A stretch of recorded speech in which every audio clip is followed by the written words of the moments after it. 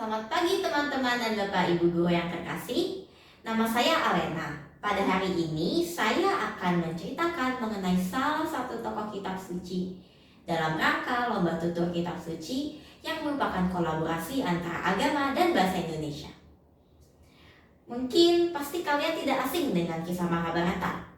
Mau itu sekedar mendengar namanya ataupun mengetahui cerita singkatnya atau cerita lengkapnya. Ya, kisah Mahabharata adalah kisah yang menceritakan mengenai perang antara dua sepupu yaitu Pandawa dan Kurawa untuk memperebutkan tahta Hastinapura yang di kerajaan Kuru. Nah, sebagai informasi, kitab Mahabharata adalah salah satu kitab agama Hindu yang ditulis oleh Vyasa pada sekitar abad keempat sebelum Masehi sampai abad keempat Masehi. Nah, tapi pada hari ini saya tidak akan menceritakan tentang kisah Mahabharata itu sendiri, tetapi melainkan menceritakan salah satu tokoh yang terlibat, yaitu Yudhistira. Apakah kalian ada yang mengetahui siapa itu Yudhistira? Ya benar, Yudhistira adalah salah satu dari Pandawa atau 5 putra Pandu yang terdiri dari Yudhistira, Bima, Arjuna, Nakula, dan Sadewa. Yang artinya dia adalah tertua dari di antara saudara-saudaranya. Ia terlahir dari pasangan yang bernama Pandu dan istrinya Kunti. Yudhistira dikenal sebagai raja yang bijaksana, adil, jujur, dan ia selalu berusaha keras untuk menegakkan dharma atau kebaikan. Tetapi tentunya di dalam masa hidupnya ia melewati banyak tantangan dan kesulitan. Salah satunya saat ia kalah dalam permainan dadu dengan Sakuni, yang akhirnya ia dan saudara-saudaranya diasingkan ke hutan dan ia mempertaruhkan harta dan kekayaannya. Jadi begini ceritanya. Bagawan Vyasa mengatakan pada Yudhistira bahwa ia akan menjalani kesulitan selama 14 tahun di mana ia dan saudara-saudaranya terpaksa untuk diasingkan ke hutan selama 13 tahun. Dan ia menjalani 1 tahunnya untuk menyamar. Yudhistira menyampaikan kabar-kabar tersebut ke adik-adiknya. Dan ia bersumpah untuk tidak pernah marah atau melakukan hal yang memicu permusuhan.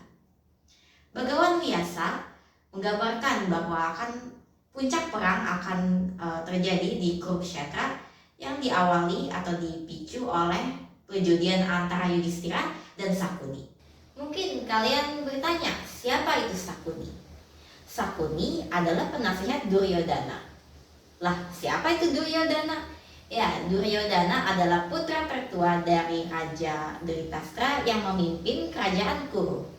Dan Duryodhana adalah sepupu dari Pandawa, yang artinya ia adalah bagian dari Kurawa. Duryodhana memiliki rasa iri dengki kepada kemegahan, kemewahan, harta, dan kekayaan Indraprastha yang melebihi kerajaan Kuru.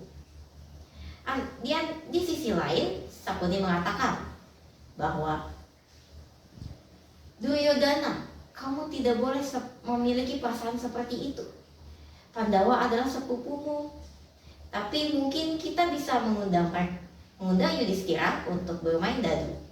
Karena saya tahu bahwa Yudhistira gemar bermain dadu, tetapi ia tidak pandai dalamnya. Duryodhana pun menyetujuinya.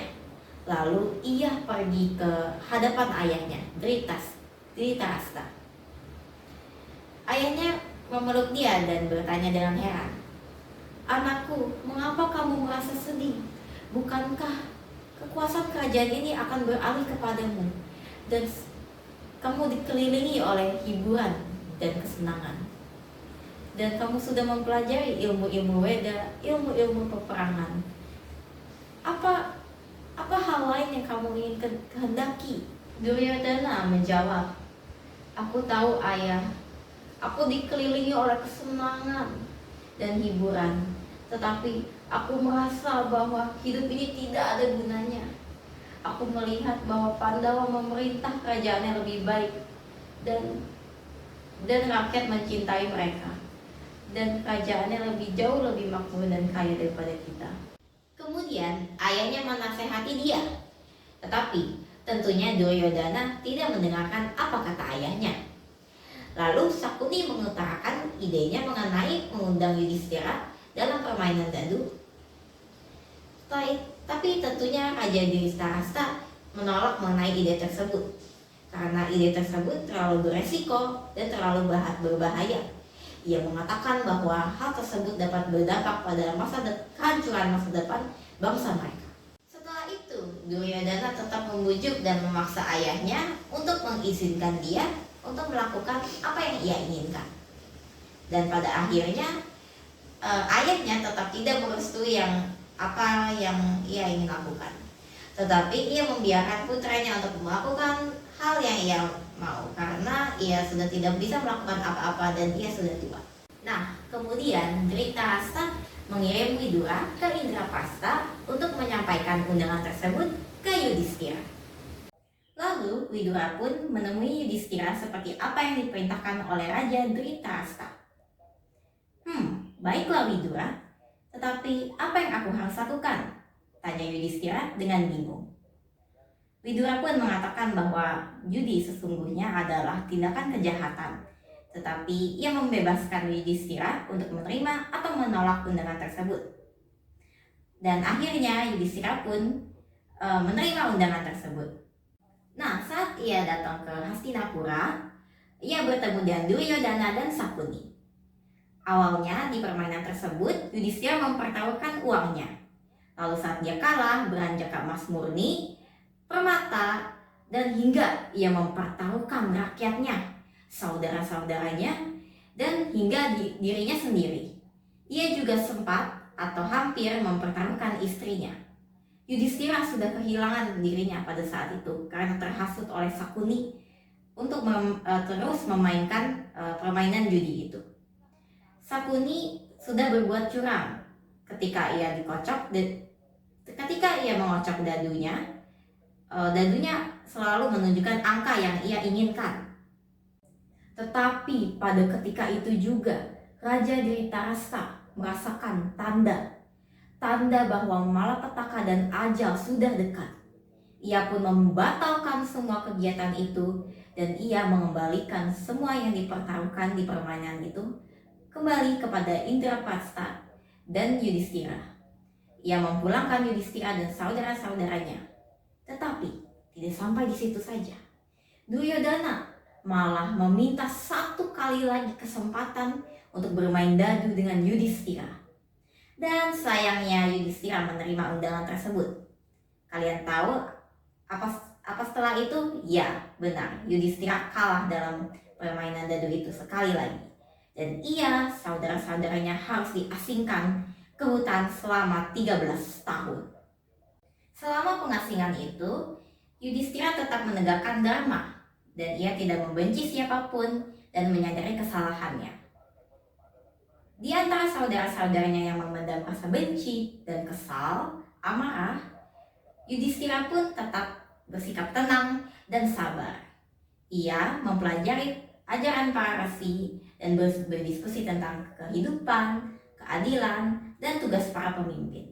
Tetapi tentunya selama pengasingan tersebut tidak tinggal tanpa ujian. Pada saat saudara-saudaranya kehausan, mereka pergi ke danau terdekat. Saat Yudhistira menemukan mereka sudah dalam keadaan tidak bernyawa. Karena mereka tidak menjawab pertanyaan dari sebuah makhluk yang bernama Yaksha. Yudhistira pun menjawab semua pertanyaan dari Yaksha tersebut dan ia menjawabnya dengan benar dan tepat. Lalu Yaksha tersebut memberi kesempatan kepada Yudhistira untuk menghidupkan satu dari saudaranya dan ia memilih Nakula. Nah, plot twist ternyata Yaksha tersebut adalah Dewa Dharma itu sendiri. Karena ia bangga, maka ia menghidupkan semua saudara-saudara Yudhistira. Teman-teman, pesan iman yang ingin disampaikan dari cerita ini adalah bahwa judi adalah tindakan yang dapat merugikan dan menghancurkan kehidupan seseorang.